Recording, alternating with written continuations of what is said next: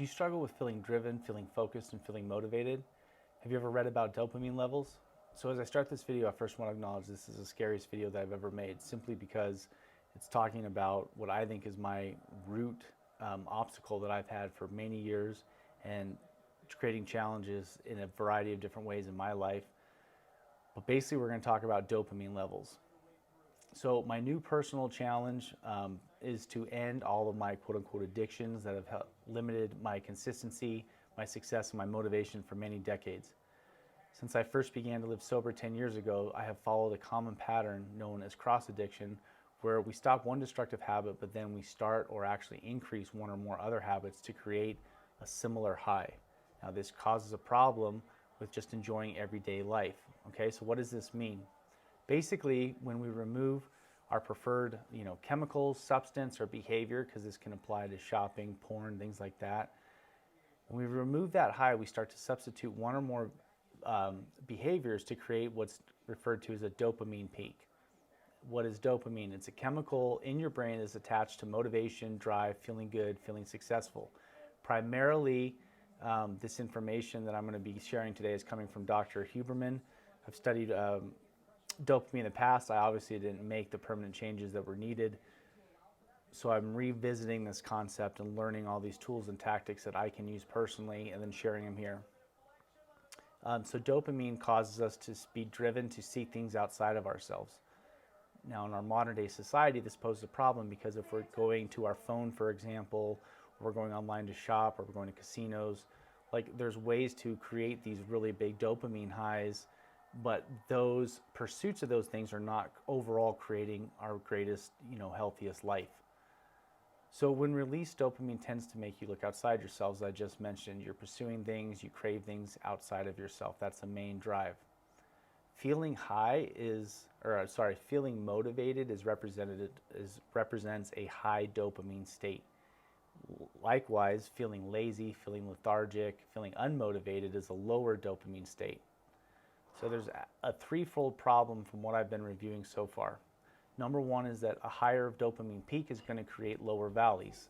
This makes sense in the context of any sort of addiction, where when the addict is engaged in their substance or their behavior, that super high, if this is my baseline, that baseline is now dropping when I'm not in the presence of that overloading stimulus. Number two is that a high from a dopamine that's from a behavior or a substance that you really like, it's then going to impact your experiences that follows.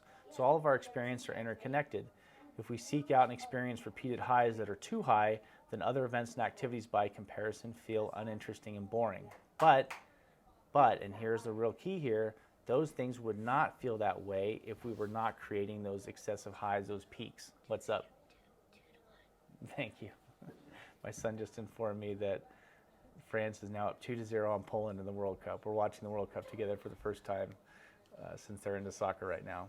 So to recap, this is why if you have a real addiction, you're going to start losing interest in normal everyday activities, in things that could be providing you pleasure, such as spending time with friends or families outside of really intense highs, pursuing work, engaging in projects that might be difficult but ultimately rewarding. But if it's not overly stimulating in that moment, we're going to have a harder time committing to and getting pleasure from these things and then being consistent with them. This is why this concept is applicable to each and every one of you, including myself. Even not in the presence of an addiction, this is just a trait of our human physiology, our human brain chemistry, and this is why we can see massive amounts of people really not living driven, fulfilling lives right now. So some very common habits that fall into this category can be too much shopping, all forms of what some people have labeled as screen sucking, such as excessive phone usage, being on the TV for too long, looking at porn is particularly problematic for males.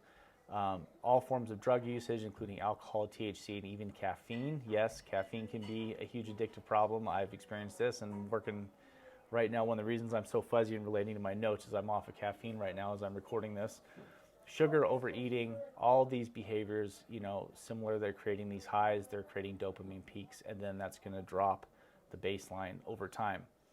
Okay, so then lastly, our experience of something is related to other experiences. So this goes back, this is an expansion of number two.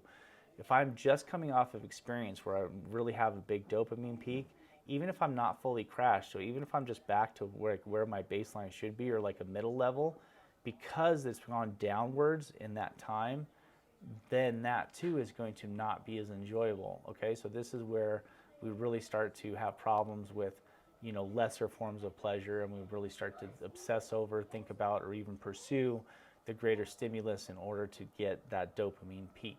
So it's crucial to understand that every single experience is related to our dopamine baseline and the dopamine levels that we were experiencing previously coming into that experience. So something that might be uninteresting, if we are doing it right after we did something that's really overly stimulating, we would actually want to do. So this goes back to, we wouldn't be procrastinating on work projects that are kind of challenging in the moment, but ultimately far more rewarding than these other behaviors. Or we wouldn't be procrastinating on our other goals, because we are going to be experiencing more pleasure doing those things if we're not having these huge peaks and then coming back down, and now by comparison making these lesser peaks, these lower peaks, or something that's a little more challenging, not making those things feel worse is going to be the key to continue that. So I personally identified my biggest behaviors that are contributing to my process here, keeping this problem going inside of my brain and my body.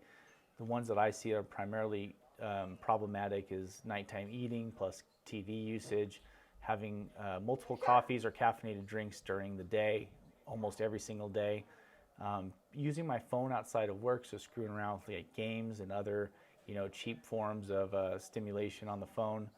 I think personally, from my experience, and that if you remove a behavior, it's generally not going to work unless you're substituting something else in to fill that gap. So that's why like nutrition plans and training plans can work, because if I'm telling you to remove fried foods, but then I'm giving you a healthy substitute that's as close as possible, you're going to be more likely to stick with that diet long term. So same here. So for me, as I remove these behaviors that I know are not helping me in the long term, like I know I need to continue my alcohol abstinence. For me, drinking is a no-brainer, non-negotiable. I'm going to have to continue coffee abstinence for many months at least to kind of reset these levels. Sugar abstinence is going to be a huge one. I may plan to do a free meal for Christmas. We're going to see. We also have some family birthday coming up, so intentionally slotting in something like that, then not overdoing it, may be possible. That's going to be determined as we get closer to it. I definitely need an earlier bedtime and more sleep in general. Lack of sleep, we're going to do a video about that, but that really impacts like cognitive frontal brain function, and it's going to really inhibit our decisions or lead us to be more compulsive and spontaneous in seeking out like instant forms of pleasure. Cold showers, which I've done in the past, have been shown to elevate dopamine levels for longer periods of time, so I'll have to be revisiting those. And then right now, being in December, we'll be doing some cold walks, especially with the dog. So some cold exposure is going to help those dopamine levels. I've been increasing my meditation practice again, and that's going to be key, just to remove as much distress and tension as possible each day. And then lastly, I'm going to continue to read about and study dopamine. I haven't even finished all the Huberman material yet. I just knew this is something I've been putting off for a long time, so I needed to dive in. And as I research and study more things, then I know I'll find tools that fit my routine as best as possible. All right, thanks for watching. Take care. Make a great day.